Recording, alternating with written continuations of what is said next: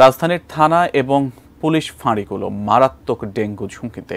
একথা জানিয়ে ঢাকা দক্ষিণ সিটি কর্পোরেশনের প্রধান স্বাস্থ্য কর্মকর্তা বলেছেন, এসব জায়গায় পরিত্যক্ত যানবাহনে পানি জমে ডেঙ্গুর বাহক এডিস মশা ব্যাপক হারে বংশবিস্তার ঘটায়।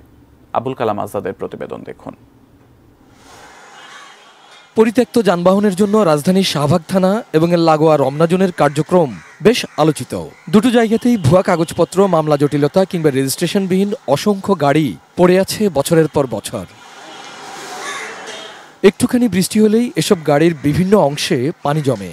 পরিষ্কার না করায় এক পর্যায়ে ডেঙ্গুর বাহক এডিস মশার বংশবিস্তারের সুযোগ হয়। এ যেন আবর্জনার এক বিশাল ভাগাড়। আলামত সুরক্ষিত থাকে বলে মনে হয় কি? নষ্ট তো হচ্ছে, নষ্ট হয়, অরক্ষিত থাকলে তো নষ্ট হয়ে যায় সব জিনিসই। এরকমই রাজধানীর বিভিন্ন থানায় পড়ে থাকা যানবাহনে পানি জমে এডিস মশার প্রজনন ঘটে। বিষয়টি মাথায় নিয়ে এবার ৭৫টি ওয়ার্ডের সবগুলো থানা ও ফাঁড়িতে ডেঙ্গু নিয়ন্ত্রণের কার্যক্রম শুরু করেছে ঢাকা দক্ষিণ সিটি কর্পোরেশন। মঙ্গলবার সকাল থেকে দুপুর পর্যন্ত তা অব্যাহত থাকে।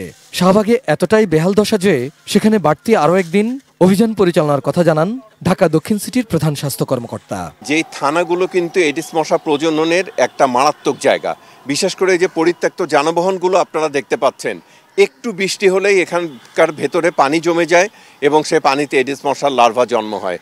দক্ষিণ সিটির পক্ষ থেকে জানানো হয়, ডেঙ্গু মোকাবেলায় সরকারি, আধা সরকারি, স্বায়ত্তশাসিত প্রতিষ্ঠানগুলোর চাহিদার ভিত্তিতে সহযোগিতা করা হবে। ঈদের পর শিক্ষা প্রতিষ্ঠানগুলোতে ডেঙ্গু নিয়ন্ত্রণের কার্যক্রম পরিচালনা করার কথাও জানান ঢাকা দক্ষিণ সিটির প্রধান স্বাস্থ্য কর্মকর্তা। শুরুতেই আইনগত ব্যবস্থায় যাচ্ছি না, আমরা প্রথমে পরিষ্কার পরিচ্ছন্ন করে সচেতনতার মাধ্যমে আমরা চাচ্ছি সকলে সম্মিলিতভাবে এগিয়ে আসুন। Abul Kalam Azad, ATN news, Dhaka.